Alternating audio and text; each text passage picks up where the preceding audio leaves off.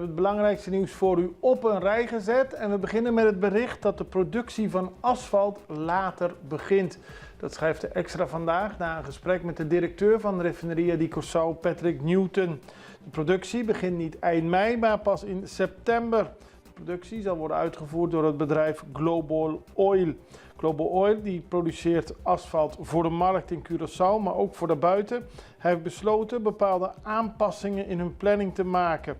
Het gaat er onder meer om dat in het oorspronkelijke plan was bedoeld om noodzakelijke reparaties aan de eenheden uit te voeren nadat al was begonnen. Dus eerst een jaar opstarten, dan alles nog een keer nakijken, grote revisie en dan verder gaan. Nu is besloten meteen alles nu al zo goed mogelijk klaar te zetten, zodat er niet daadwerkelijk gestopt hoeft te worden.